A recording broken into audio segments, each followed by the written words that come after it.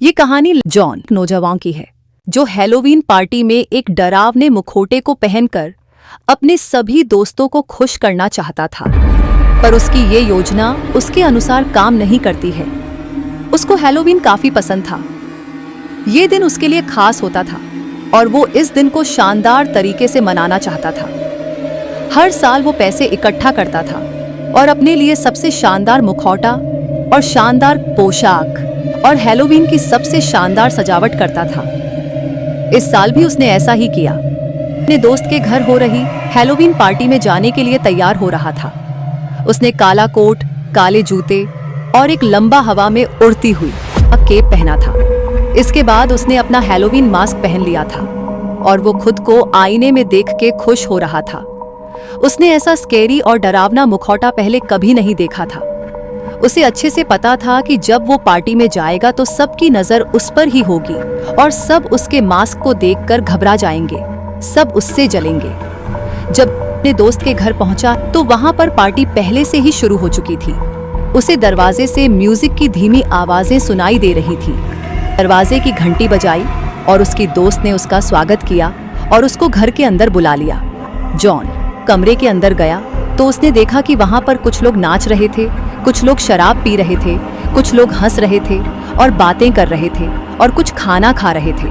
वहां पर बहुत सारे लोगों ने पिशाच, भूतों, वैम्पायर और ज़ोंबी वाले डरावने मास्क पहने हुए थे, लेकिन वे मुखौटे इतने डरावने थे। लेकिन जॉन कीन था कि उसका मास्क सबसे डरावना है। जॉन तरफ खड़ा हो जाता है और वो किसी का इंतजार करने लगा कि कोई उसे देखे और उसके पोशाक और मास्क पर बात करे, लेकिन किसी ने जॉन तरफ ध्यान नहीं दिया, जिस कारण वो दुखी हो गया। वो कमरे में इधर उधर घूमने लगा ताकि लोग उसके मास्क को अच्छे से देखें। वो चाहता था कि लोग उसके मास्क को देखकर डरें और वहां पर सब उसके बारे में बात करें। फिर थोड़ी देर बाद जॉन पास एक लड़की आई और उससे बात करने की कोशिश करने लगी। हेलो, तुम कौन हो? उसने पूछा।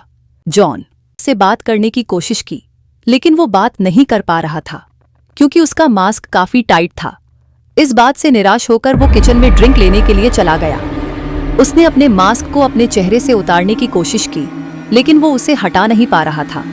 ऐसा लग रहा था कि वो उसके चेहरे पर जोर से चिपक गया हो। फिर उसने उसे जोर से खींचा, लेकिन कोई फर्क नहीं पड़ा। वो मास्क उसके चेहरे से उतर नहीं पा रहा था।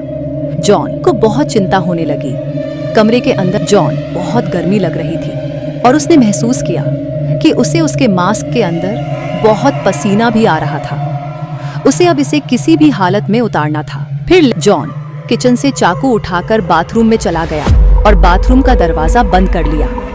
उसने शीशे में देखा और मास्क को चाकू से काटने की कोशिश करने लगा और इसी बीच उसे थोड़ी बहुत चोट भी लग गई थी। ऐसा लग रहा था कि मानो उसका मास्क उसके चेहरे पर मजबूती से चिपक गया हो।